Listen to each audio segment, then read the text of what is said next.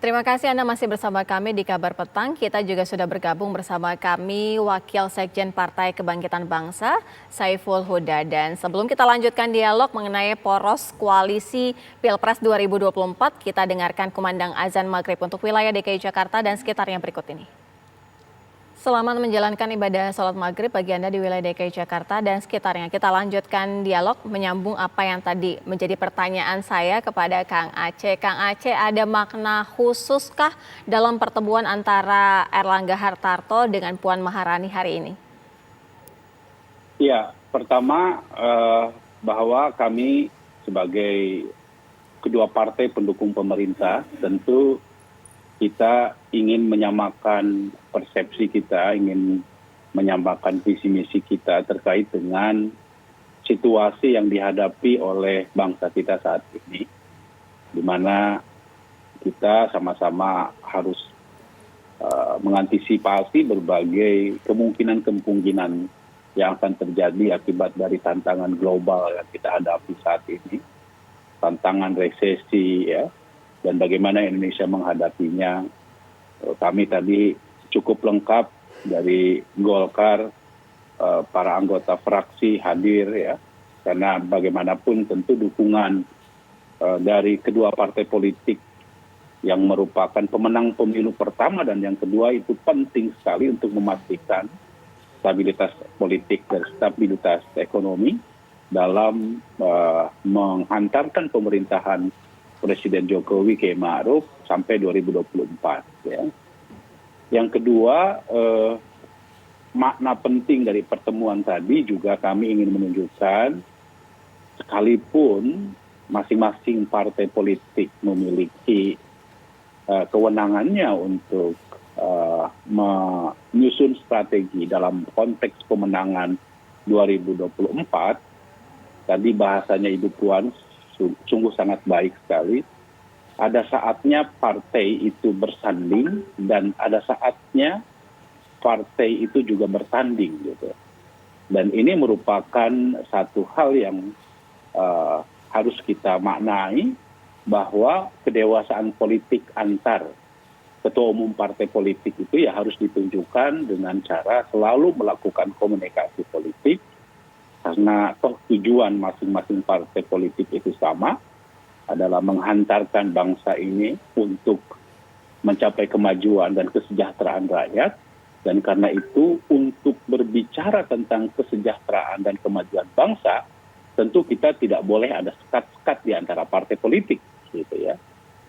Dan yang ketiga, tentu masing-masing partai politik, baik PDI Perjuangan maupun Partai Golkar, sama-sama memiliki platform sebagai sesama partai nasionalis.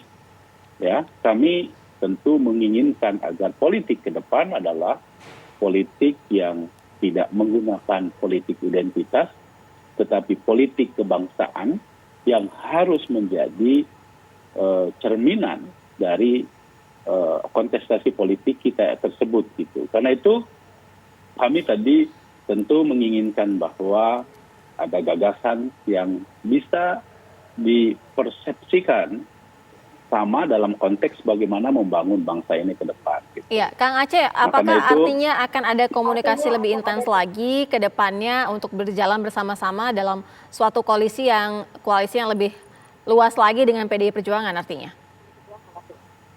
Ya, tentu pembicaraan mengenai 2024 harus dibangun berdasarkan atas satu kesamaan persepsi, karena kita sama-sama sekarang ini menjadi partai pendukung pemerintah.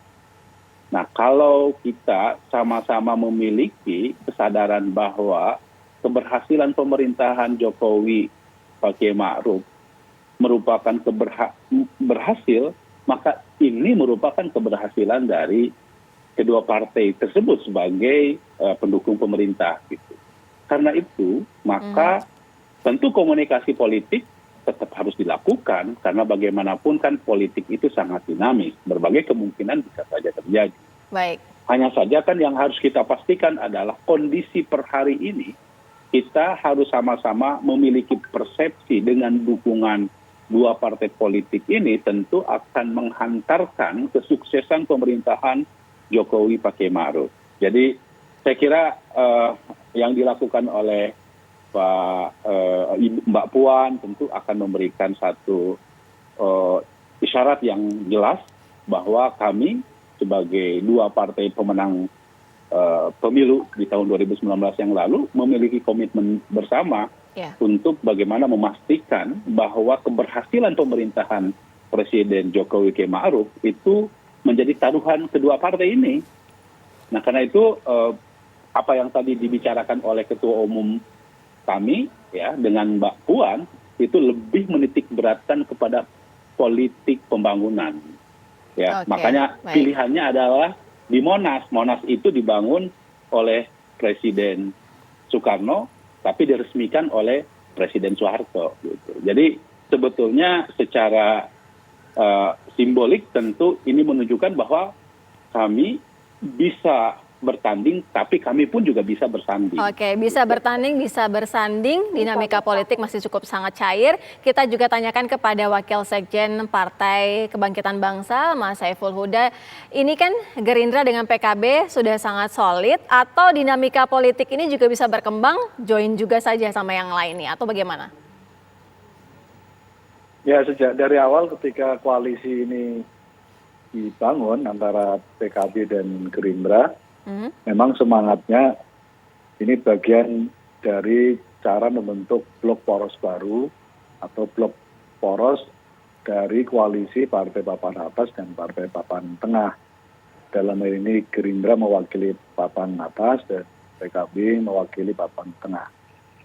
Begitupun hal yang sama, kita juga mendorong partai-partai Papan Atas, PDIP, Gerindra, Golkar bikin poros atau blok sendiri.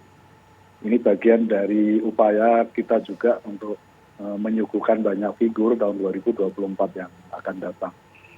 Jadi kalau pertanyaannya apakah ini akan tetap, saya kira sampai hari ini koalisi PKB Gerindra akan tetap maju dan melaju dalam Pilpres 2024. Baik, kira-kira kalau akan tetap solid, namanya ini sendiri yang akan muncul, siapa-siapa saja nanti kita akan bahas usai jeda. Kabar Petang segera kembali.